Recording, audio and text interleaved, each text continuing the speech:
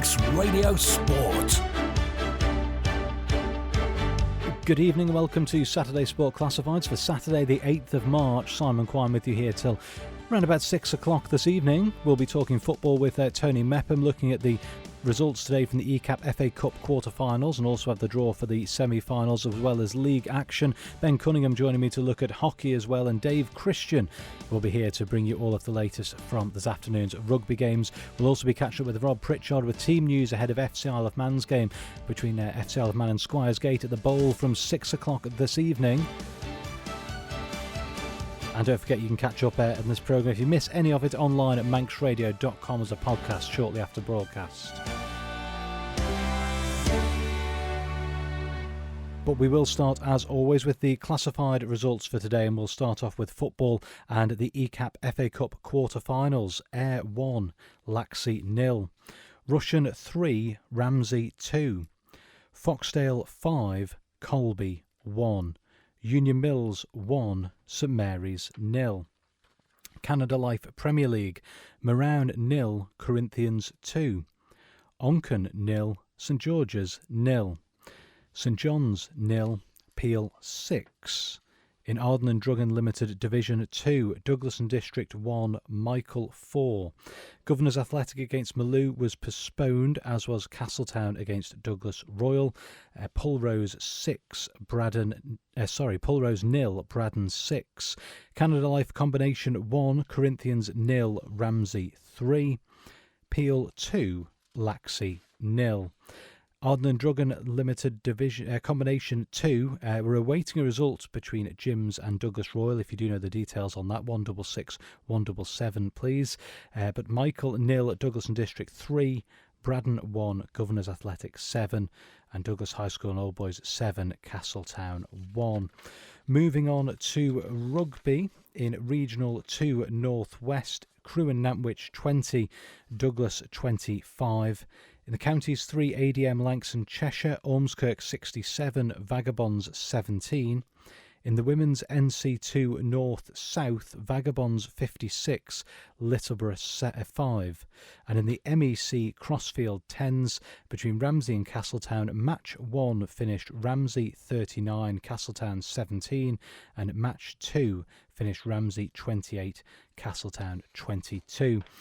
In hockey, starting off with the Ladies Premier League, the game between Valkyries A and Ramsey was postponed. Harlequins A5, Backers A3, Castletown A4, Vikings A1. In the Men's Premier League, Castletown A1, Vikings A5. Valkyries B0, Valkyries A11, awaiting a result in the late game between Harlequins A and Backers A. In Ladies Division 1, Backers B0, Castletown B3. Castletown C1, Valkyries B5. Castletown D2, Vikings B3. In Men's Division 1, Harlequins B0, Vikings B2. Backers B7, Backers C1. Again, awaiting a result in the late game between Castletown B and Ramsey A. We'll bring that to you before the end of the programme. Ladies Division 2, Castletown E0, Vikings C1. Harlequins B1, Backers C6. And Valkyries C3, Ramsey B5. And finally, Men's Division 2, Backers Colts 3, Castletown C 0, and awaiting a result in Vikings C, Valkyries C. And all the 3 under-15 fixtures today, again, we're awaiting results on those. We should be able to bring you 2 of those results before 6 o'clock this evening. Let's move on to football first of all then, and Tony Mepham joins me in the studio, and Tony will deal with the ECAP FA Cup quarter-finals first of all. And we'll start off with the game that you were at for us this afternoon. It was a tight game between Rushen and Ramsey. I think it was always going to be that. If you look at the league tables, they're not far away from each other. When you look at form book, both teams have been in good form over the last few games. So it was really who came up with the goods on the day, and certainly Rushen had a great start. Aaron Hall, it was, belting goal to give Rushen the lead, and it was pretty steady chances from sort of both teams. But then Tom Chattel hit a perfect strike, well smashed in past the keeper. He couldn't do anything about it. And 1-1 it was, and then a couple of minutes or even less, Dylan Pickles got one where he just managed to scoop it over the top of the goalkeeper, Mark Blair, to make it 2-1 to Ramsey. And that's the way it was. It just sort of kept going away like that one. And then Danny Lane in the second half made it 2-2. And then second half substitute Joe Reid got the goal after some great work from Joe Kelly. And the ball was left to Joe Reid to finish it off, and he did that. And I have to say that the substitute Joe Kelly coming on made a big difference for Rushen. And there was some good saves by Mark Blair. The goalkeeper for Ramsey, Garrett, to me, I'd edge the man of the match to him because 1 or 2 point-blank saves he pulled off and kept Ramsey in it. But it's Rushen that go through, and we've got to remember Rushen are the holders of this competition and looking to re-keep the trophy, if you like, and ECAP will be happy enough that the favourites are getting there, and that's Ayr United and Rushen. Okay, and well, also the game that Rob was at for us this afternoon, probably I'd say the upset of the round was Union Mill's narrow victory, but a victory nonetheless against St Mary's 1-0. Well, I'd agree with you, and I don't know if I've got it 100% right here, but I believe the goal by Union Mill's Dominic McCarry-Bennon was something like 40 yards. That's what I was told anyway, so we'll check on that one. But it was a great strike for him. But the turning point, I think, was St Mary's missing the penalty. They had a penalty late on in the game, and the chance that they could have brought it back in and maybe then gone into extra time and penalties could have made a world of a difference. And we've got a bit of a report in from Rob Pritchard, who covered the game for us this afternoon. And the first and only goal of the game came on the 37th minute during a rather forgettable first half. McCarry Dominic Brennan down the right flank tried a speculative long-range hit from 40 yards, which caught out St Mary's goalkeeper Harry Callan, who was in no man's land to watch it sail into an empty net. In the second half, controlled by St Mary's, Mark Wolfenden was denied twice by good saves from Christopher Langford. Now, Chris is a cricket player and actually an outfield player who normally plays centre-back, and I think at the moment they've had to put him in goal, and I think this might be the second or third performance he's had in sticks, so well done to him because he's playing well. He'll be staying there if he plays. He's playing exactly. And it was the effort was blasted over from 6 yards in the 67th minute. The visitors at St Mary's, big chance came within 10 minutes to go as they were awarded a penalty after Wolfenden was brought down by Chris Langford. Joe Berquist stepped up, and I thought it might have been Joe that would take the penalty because he usually does, and from 12 yards, stepped up from 12 yards, crashed his spot kick off the crossbar. Union Mill's progress after a big defensive shift in the second half of St Mary's left to rue a number of big chances. So disappointment for St Mary's, but Union Mills will be delighted with that because they're I wouldn't say inconsistent on a regular basis, but just now and then when they come across sides you expect them to win, they seem to struggle. But the top teams like Peel and others, they've done well against. So credit to them, and just reward to be in that semi-final draw. And they're safe, they're comfortably safe in the league table. This really gives them something to play for, doesn't it, towards the end of the season? Well, it does, and I think it's a reward as well because Ryan Kelly, a couple of times where I've been up to Union Mills and listened to his sort of chat at the start of the game, asking his players what he expects from them. He's really switched on with it all. And, his trophy cabinet as well has got quite a few medals in it in his time at St George's, so plenty of experience playing in that. And it does seem to be rubbing off well because at the start of the season, we wouldn't be talking of Union Mills like this. And, when Dominic McCarry-Brennan is on his game, he's as good as any centre-forward on this Isle of Man. But he played for Douglas Royal, great seasons there, and then his last season didn't quite go to plan, but scoring plenty of goals at the moment for Union Mills, and a big goal he got today on the 37th minute to get them into the semi-final draw.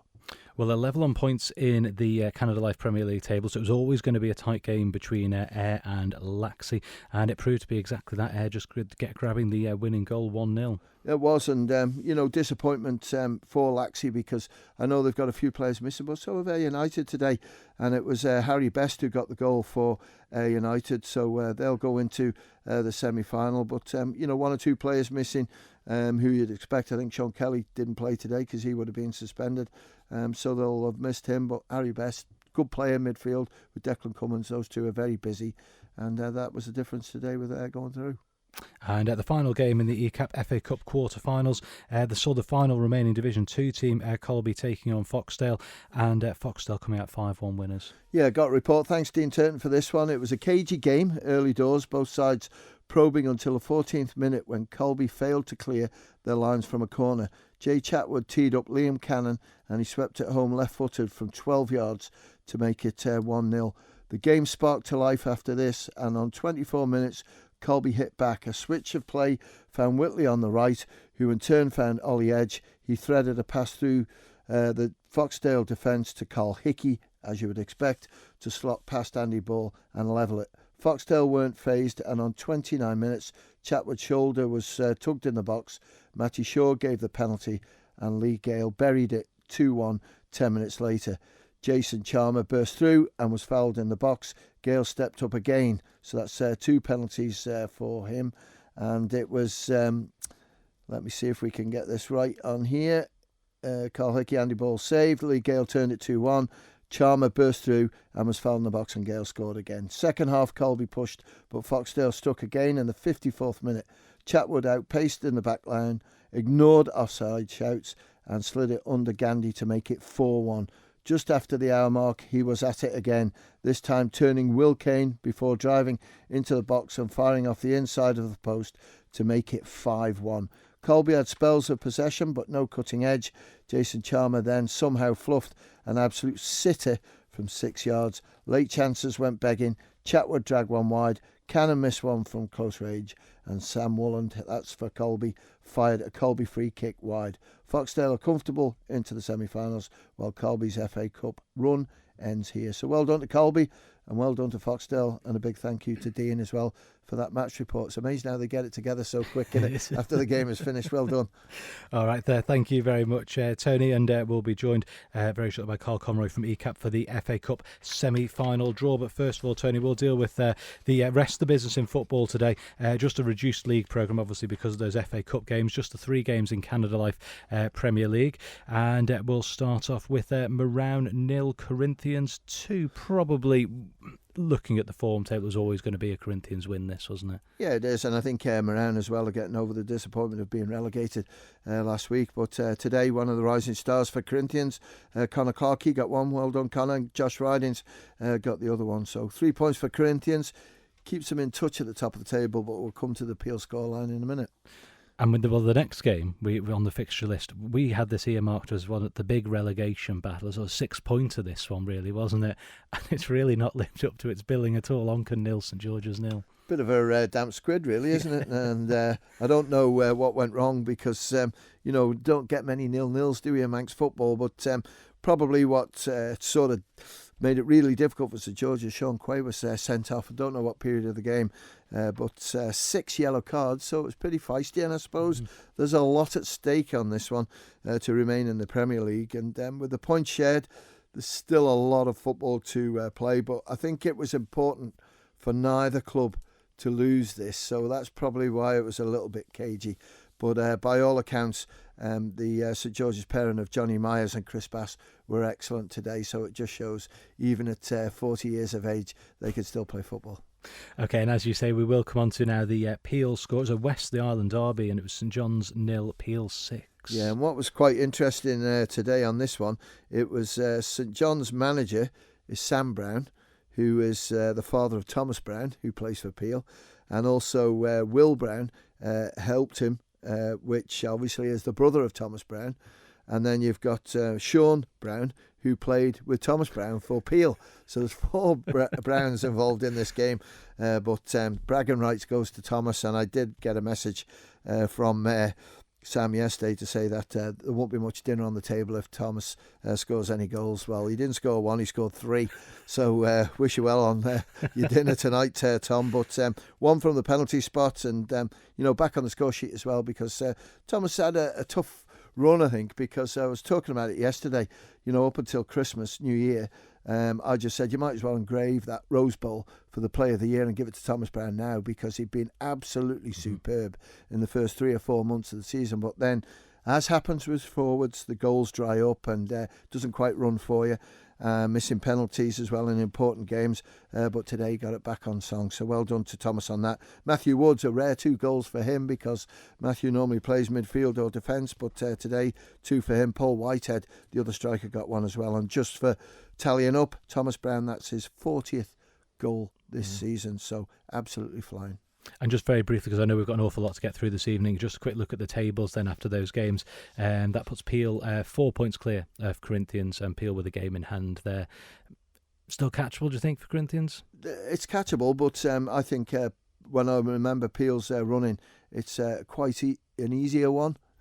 So I'd expect them to win it. And, they've got a big game next week, and if they can get the 3 points out of that one, then the games are running out for the rest to try and catch them up. And, St Mary's today, OK, they got beaten in the Cup, but they've had a great league run of late. Only a point behind Corinthians now. That's it. So they've done really well. And it's still a lot to go. And next week we're going to do the Junior Cup and the Hospital Cup draws as well. So that's the sign of summer's coming. I hope.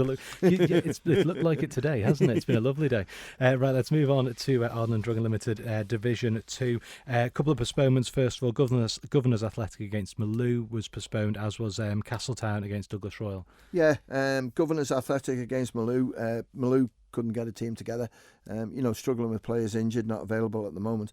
The Castletown and Douglas Royal one's a bit of a mystery. By all accounts, the pitch wasn't playable.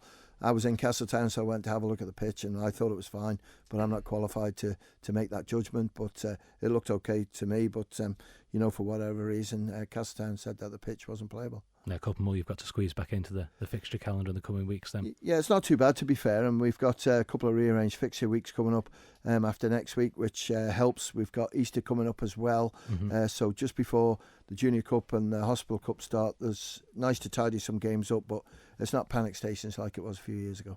Okay, first game that we did get underway in Division 2, Douglas and District 1, Michael 4. Yeah, and it's a good result for Michael, because at half-time it was nice and tight, 2-1, so good second-half performance.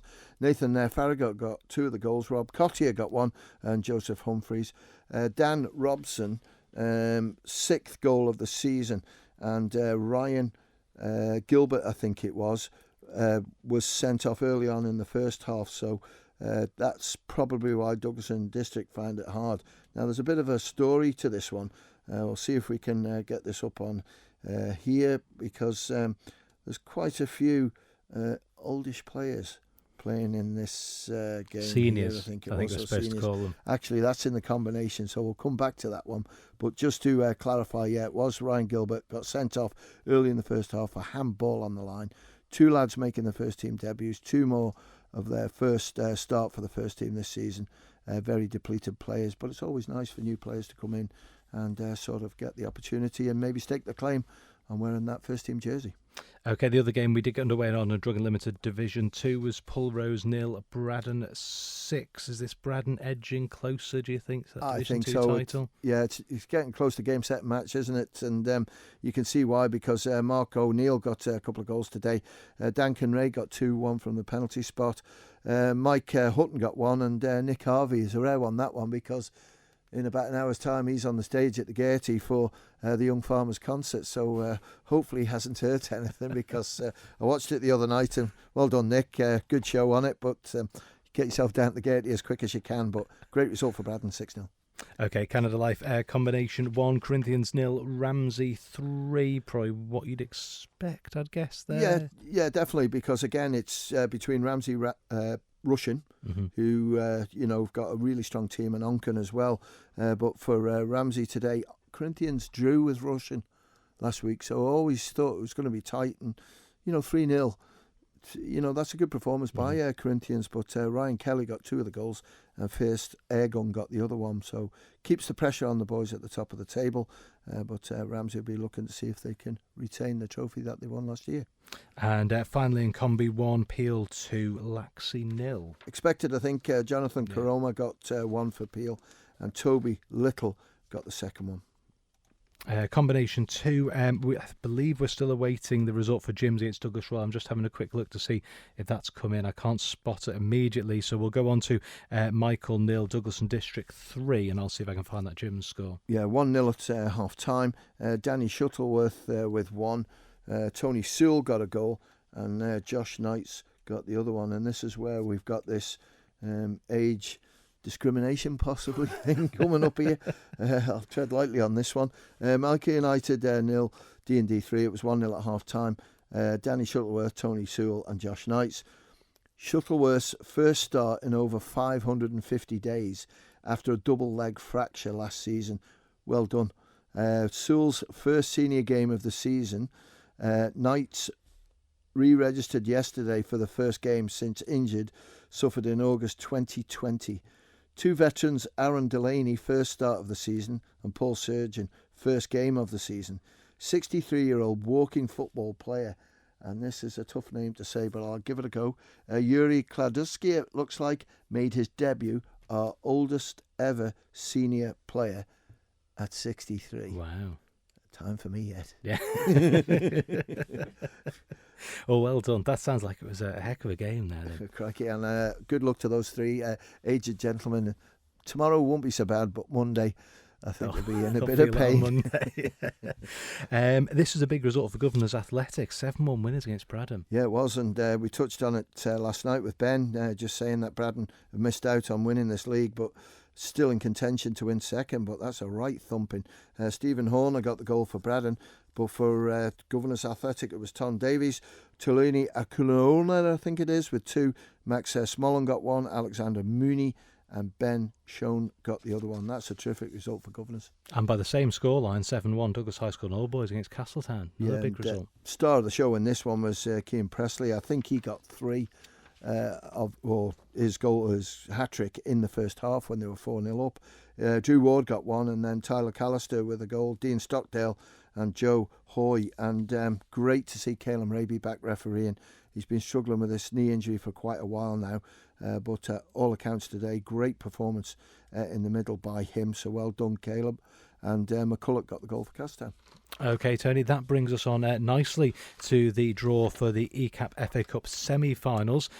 So if you just want to explain what we've got in the bag, what balls we've got in the bag for this draw, and the corresponding numbers and teams and everything as well. Certainly will do. And it's the ECAP FA Cup semi-final draw, and thanks to Carl Conroy for coming up and doing the draw again. He does enjoy it. And I do. Thanks for having me, guys. Yeah, no problem. When you look at Brooke and Dan, who own the company, they've used to do it internationally, didn't they? We did, yeah. From London. I prefer to have Carl here, to be fair, because you never know. You're always a little bit worried that the boys are going to be there when you phone them up, but they never let us down and did terrific doors. So you've got 4 balls in the bag, Carl. I do indeed. Are we home or away first? We're going to go home. So let's see how we do. Give them a good shuffle. Do you want to read them out so everyone knows? I'll read them out and I'll let you draw. Go on then. So we've got number 4 first. So number 4 is a home game for Union Mills. And they're going to be playing number 1. Number 1 is Ayr. Okay, so that leaves playing at home number 3. Number 3 is Russian. They'll be delighted with that. So they're out against Foxdale. Excellent. So the draw for the ECAP FA Cup semi-finals, and I think they're due to be played on the 22nd. So it's only a couple of weeks' time because, with Easter coming up, this game is on Easter Saturday. But it's Union Mills against Ayr and Russian against Foxdale. Ayr United be happy enough to play it at Union Mills. Union Mills would be like the home advantage because Ayr's pitch a little bit tighter and they play it really well when they've got their big long throws. The width of the pitch helps them a bit. But Russian against Foxdale, it's Russian, look good today. They've got some good young players coming through, and Foxdale, the forward line that you would love to have, because when you look at Jay Charmer, you got Jason Chatwood and Lee Gale, 3 excellent players. Delighted for Foxdale as well to be in the semi-final of the FA Cup. I mean, we were talking about Ayr, Tony. We were saying probably Ayr and Russian were the favourites left out of the 4 teams there, if you were to sort of look at it. And they've been kept separated in the semi-finals. Is that what you'd say your final's going to be if you were a betting man on this? Yeah, you do, your football stuff, Simon. But certainly the 2 top sides are Russian and Ayr. Don't forget about Union Mills, but a little bit of inconsistency in them. But Ayr United, it's just a question of getting the players fit and back and not suspended. Nick Hurt, who's he's had a big back operation not too long ago. He's back playing again and he's taking a big chance. But, it's needs must at the moment to try and keep this run going together. And they are great in the cups, there's no doubt about it. But Russian, the improvement that Andrew Moody's been able to put on that team over the last sort of 3 months is absolutely fantastic. And there's some really good performances getting put in. When you look at right the way through from the forward line to defence, and Mark Blair, he never stops, the goalkeeper, in just sort of telling his defence what he wants from them. So yeah, 2 good semi-finals, and we'll get them done and dusted and get the final on Easter Saturday.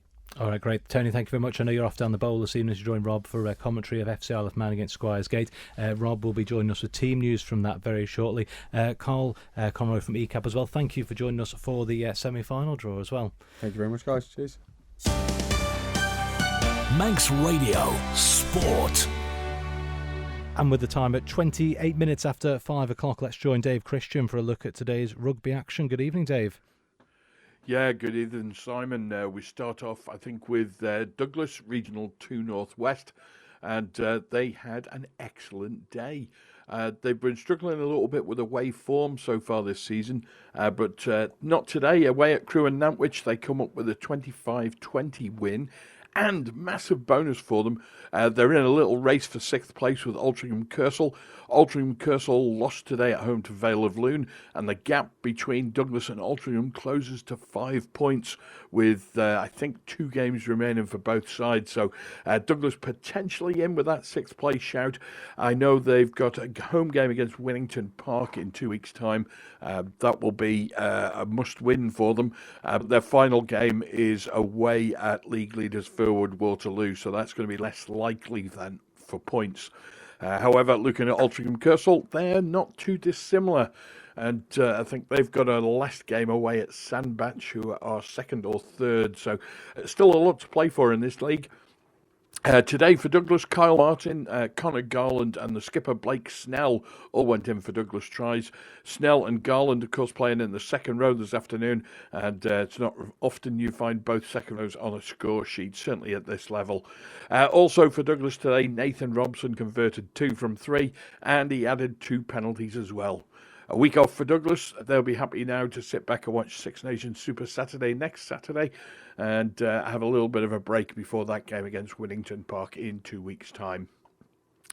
For Vagabonds, it wasn't such good news. They've had a punishing schedule for 2025. They've had a game every week with no breaks at all. And when you've got a small squad, that really starts to take its toll.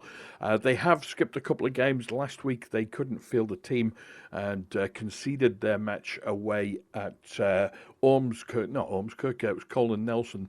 But they went away today. Ormskirk were the opposition, and they've lost 67-17. On a more positive side for Vagabonds, the team below them in the standings, Orrell, they also conceded a fixture against Clitheroe. That's likely to result in a points deduction for Orrell and should keep them well below Vaggers. Vaggers have still got a lot of work to do. However, they've got 4 games remaining, including back-to-back away games at Ashton-under-Lyne and Duckenfield, and that starts for them next Saturday. So a difficult time for Vagabonds, struggling with injuries and having 3 away games on the bounce. It's just not fair the way the fixtures have worked out in Counties 3, ADM, Lancashire and Cheshire. There was better news, however, for Vagabonds ladies. They won big in women's NC2 North-South. They celebrated International Ladies' Day with a 56-5 win against Littleborough in front of sponsors Gallagher and, of course, their patron lady Lorimer. A first-half hat-trick from Freya Crow and tries from Greba Tasia and Malin Campbell, plus 2 Samuel MacDonald conversions, saw them race into a 29-0 lead just before 25 minutes, and it looked like they were going to put in a whopping score. However, Littleborough, who are much better than the scoreline suggests, and their bottom of the league status suggests, they struck back. Charlotte Lever got a try just before half-time, and that left Vagabonds 29-5 ahead. There was no respite, though, for Littleborough in the second half. Freya Crow added her 4th of the game. Malin Campbell ran in another 3 to equal Crow's score with 4 tries. And skipper Leona McGovern got in on the action with a long-range strike of her own. Sammy McDonald had another conversion, and Vagabonds home and dry pretty comfortably in the end. The win in the league state standings elevates Vaggers to second place, but that is pending the results from elsewhere. And ladies rugby, mainly in England, is played on a Sunday afternoon rather than a Saturday. So Vagabonds temporarily up into second place. They'll be happy with that one. No scorer information from the Crossfield Tens, other than Ramsey have managed to reverse the deficit they incurred in the first round of Crossfield Tens a couple of weeks back. They lost to Castletown, 2 wins today, 39-17 in match 1 and 28-22 in match 2. Dave Christian, thank you very much. Manx Radio Sport. 27 minutes away from 6 o'clock. We will be talking hockey with Ben Cunningham very shortly, but before we do that, we're about 26 minutes away from kick-off at the Bowl as the Ravens take on Squires Gate. Rob Pritchard will be there bringing us full commentary this evening. Tony Mepham will be on his way down to join him as well, and we will hand over to Rob, who's got team news for us. Good evening, Rob. Yeah, good evening, Simon. Welcome to a very pleasant evening here at the Bowl for this NWCFL Premier Division clash between FC Isle of Man and Squires Gate, with kick-off in just over 25 minutes' time. Team news then, let's start with FC Isle of Man. Paul Jones makes 6 changes from the side that suffered that narrow 2-1 defeat at Burscough 7 days ago. Adam Adabai, Sam Baines, Luke Booth, Ben Ramsey, Sean Doyle and Steve Whitley all drop out. Coming in, Ryan Burns, Tom Creer, Harley Jackson, Jean Marquez, Alex Maitland, and 414 days since he last pulled on a Raven shirt, Dan Simpson comes back into the setup for the first time since suffering a horrible leg fracture in a home draw against Kendal in January last year.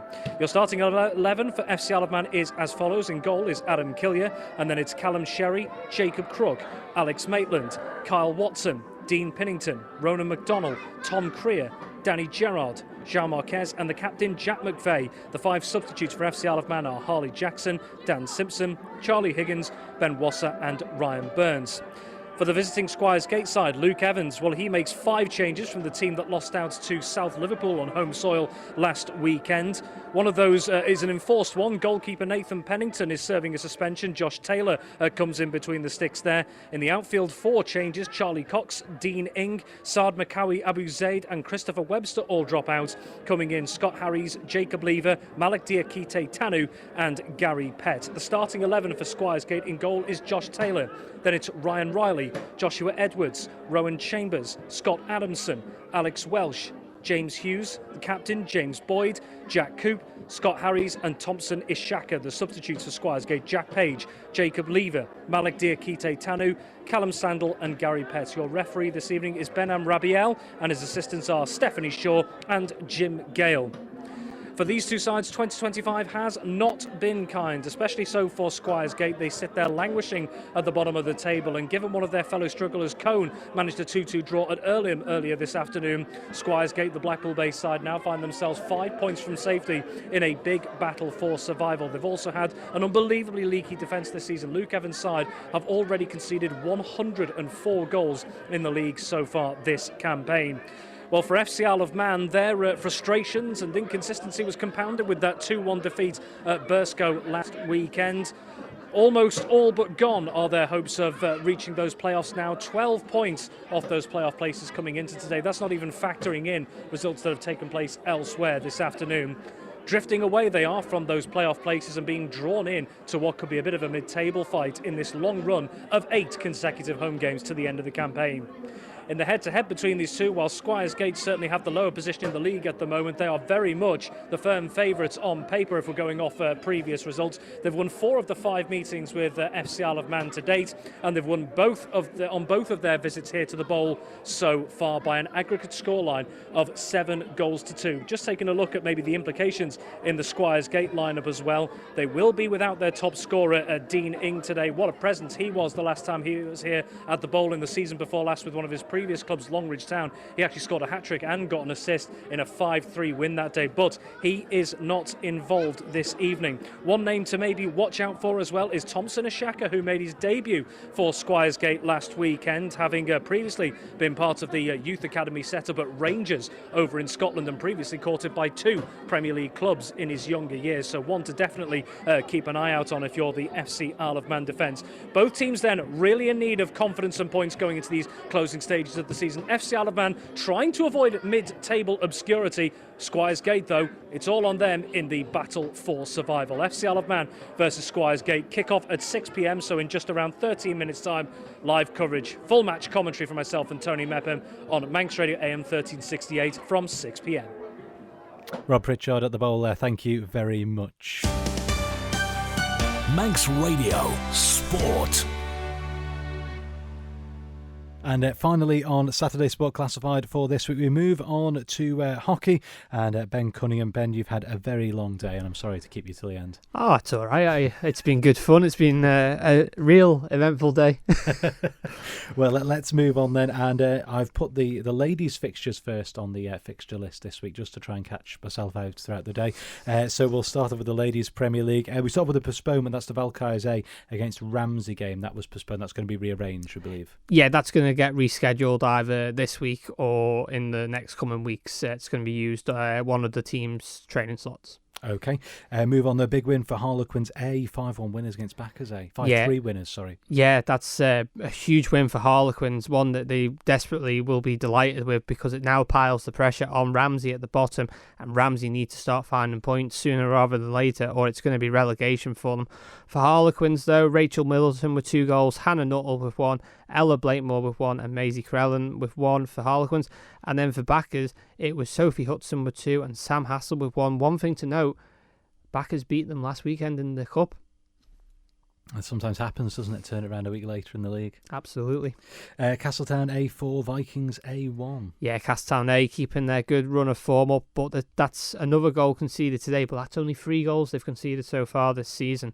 Helena Allen with 2, Ruby McCubbin with 1, and Abby Sutterby with 1 for Castletown A, and the consolation for Vikings A was Kirsty Cooper. And in the same fixture, but in the men's Premier League, Castletown A, Vikings A, it was Vikings A who came out 5-1 winners. Yeah, great result there for Vikings A, keeping the pressure on Backers A at the top there. They are only just a win behind Backers, so if Backers were to have a slip-up, then Vikings can really pull it back. Ben Dougal with 1, John Cooper with 1, Alex Andrews with 1, and Will Brighton with 2 for Vikings A. And then Castletown's goal was Archie Cox. And staying in the men's Premier League, it was a Valkyries derby, the A-team coming out on top, 11-0 winners. Yeah, good result there for the A-team, one that they'll definitely help them with their goal difference, should it come down to goal difference for them near the end of the season. Alex Neal with 2, Lewis Nova-Smith with 2, Neil Jacobs with 2, Greg Moles with 2, Ollie Webster with 1, Tom Tissos with 1, and Sam Moffat with 1. Okay, and the final game in the men's Premier League, Harlequins A-0, Backers A-7. That was one of the later games that we didn't have a result for before. Yeah, Backers A keeping up their good form and scoring plenty of goals like they have done all season. Elliot Reid with 2, Andy Whiting with 2, Tony Bentley Roberts with 1, and Carl Moore with 1, keeping them at the top of the league. Okay, moving on to Ladies Division 1, Backers B-0, Castletown B-3. Yeah, great result for Castletown B after they lost out in the play last weekend to Valkyries B. Getting back to winning ways this weekend. Fern Bagazzi with 2 and Eden McCubbin with 1 for Castletown B. Castletown C1, Valkyries B5. Yeah, Valkyries B making a good statement there, and of course they've got their sights set on that final in a couple of weeks' time in the plate. Of course, they are the current reigning champions of it, and they would love to keep that trophy in the west of the island. Amber Buchanan with 1, Tams Cleeley with 1. Amber Buchanan with 2, Tams Cleeley with 1, Mazar Smith with 1, and Olivia Quayle with 1. And Castletown C's goal scorer was Isla Cox. And the final game in Ladies Division 1, tight game between Castletown D and Vikings B. It was Vikings B who ran out 3-2 winners. Yeah, this was a big game for both sides. Both sides wanting to get something out of it, and Vikings B have just got it here with a 3-2 win. Emma Hayes, Molly Wheeler, and Caitlin Slack for Vikings B. And Castletown D's goal scorers was Danny Kelly and Betty Cubban. Men's Division 1 kicked things off with the lunchtime game. Harlequins B 0, Vikings B 2. Yeah, Vikings B getting one back on Harlequins B after they shocked them last weekend in the men's plate, knocking them out in the semi-finals there. So Harlequins have got a final to look forward to. For Vikings B, though, today it was back to winning ways. Henry Stewart and Braden Masterson. And it was a Backers derby as well. The B team running at 7-1 winners over Backers C. Yeah, tough day at the office for the Backers C team, but they know that they're going to have to start trying to get points sooner rather than later, or relegation could be on the cards for them. Christian Davies for Backers C, and then for Backers B, it was Jack Grimley with 2, Craig Leese with 2, Alex Stewart with 2, and Will Wiseman with 1. He just couldn't keep on the same run as everyone else there with 2 goals. And the final, the late game in Men's Division 1, which we didn't have a result for before, what we do now is Castletown B1, Ramsey A3. Yeah, 3-1 win there for Ramsey. Unfortunately, I haven't got the Ramsey A goal scorers. It was nice of the match report that I got sent, but unfortunately it didn't have any goal scorers in. But for Castletown B, it was Brian Ford-Jones. One thing to note as well, both teams have commented on how good the umpiring was in this game from 2 young umpires. That's always good to hear. Ladies Division 2, we move on to that. And again, a quite tight game between Castletown E and Vikings C. It was just the one goal separating things. Vikings C 1-0 winners. Yeah, Morgan Braidwood with the goal for Vikings C, giving them a good win there over Castletown E. Castletown E, I have seen this team and I have umpired this team in previous weeks, and a newly formed side, lots of new players coming through, getting involved and joining the sport, which is great to see. And it's such a lovely, friendly team, and this league is a really nice, friendly league, and yeah, a real tight game by the looks of it. Backers C were 6-1 winners over Harlequins B. Yeah, great win there for Backers C, who got into the final last weekend in the Ladies' Bowl. Amara Corkill with 2, Anna Wilson with 1, Alice Kameen with 1, Grace Taylor with 1, and Ash Scroocher with 1. And the consolation for Harlequins B was Faith Tier. And the final game in Ladies Division 2 sounds like probably the most action-packed one off the day. Ramsey B5, Valkyries C3. Yeah, and definitely if you wanted to find a game today with goals in it, this was definitely the game to go to. Great result for Ramsey B. Valkyries C will be disappointed with the result. However, they've got their sights set on the final in the Ladies' Bowl, where they will meet Backers C in a few weeks' time. For Valkyries C, it was Poppy Kelly and Helen Freer, and then for Ramsey B, it was Jess Musgrave, Abigail Harvey, Elizabeth Peaks, Lucy Ballard, and Daisy Little. And Men's Division 2, Backers Colts 3-0 winners against Castletown C. Yeah, great result there for Backers Colt over Castletown there. Ollie Partons with 1, Matt Greenback with 1, and Ash Stanford Sykes. And another late game that we didn't have a result for in the classifieds. It was Vikings C2, Valkyries C4. And it's a great result there, definitely, because Vikings C were top of this league. And I think with this result now, I think Valkyries now take the top spot. It's really tight at the top of this league. June Belando with 2 goals, Chris Thomas with 1, and Ryan Thomas with 1, so following in his dad's footsteps there. And then the 2 goals for Vikings C were Josh Knight and Henry Stewart. And finally, the Under-15s League, we didn't have any of these full times when we did the classified results, so I can tell you that Vikings A were 2-0 winners against Vikings B. And the goal scorers were Dylan Pullman and Lex James. And the other earlier game, which would have been a later game in the other divisions, but is an earlier game in the Under-15s League, Ramsey 1, Castletown Sabres 4. Yeah, no Ramsey goal scorers, but for Castletown, it was Chris Crompton Harvey with 2, Scarlett Crompton Harvey with 1, so Chris Crompton Harvey's got the bragging rights in that household, and Adam Eels with the other goal. And the one game still underway in the Under-15s League. Backers are taking on Harlequins. That got underway at 5 o'clock. We're hoping maybe to have a half time. Have you got anything through and from them? My sources have not let me down. They have not let me down today. Yes, the latest we've got from that game, which is just at half time as we speak, is Backers 3, Harlequins 0. And you're on Sport Musical Chairs. You're not on Friday Sport. You're not on Saturday Live next week, but you will be here with me between 5 and 6. Yeah, it's your turn now. It's my turn, right. Okay, I better do some work then. Thanks very much to Ben Cunningham. Also thanks to Dave Christian, Tony Mepham, Carl Conroy as well from ECAP joining us for the FA Cup semi-final draw. Just a reminder, the ECAP FA Cup semi-final fixtures to be played on the 22nd of March. Union Mills against Ayr and Rushen against Foxdale. Thanks as well to Rob Pritchard for the preview of the FC Isle of Man game against Squires Gate this evening. Rob will be back just before 6 o'clock with full commentary of that game live from the Bowl on AM 1368 and Manx Radio AM on DAB. Don't forget this programme is available very shortly as a podcast from manxradio.com or for wherever you get your podcasts from for you to download and listen to at your leisure.